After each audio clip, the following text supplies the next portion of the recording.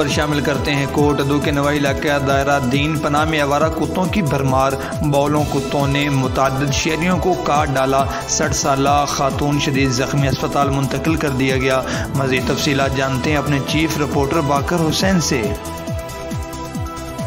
हाँ जी बिल्कुल, कोटअदू के इलाका दायरा दीन पनाह में आवारा कुत्तों की भरमार। आवारा कुत्तों के काटने से कई शहरी जख्मी हो गए। मामला ईदगाह में बावले कुत्तों ने शहरियों को काटने के साथ साथ माल मवेशियों को भी काट डाला। 60 साला बुजुर्ग खातून बावले कुत्तों के काटने से शदीद जख्मी, जिसे फौरी तौर RSC दायरा दीन पनाह मुंतकिल किया गया, जहाँ कुत्ता काटने की वैक्सीन न होने पर कोटअदू रेफर कर दिया गया। शहरियों ने बावले कुत्ते को मार डाला। दूसरी तरफ इन आवारा कुत्तों के काटने के डर से बच्चे स्कूल नहीं जाते।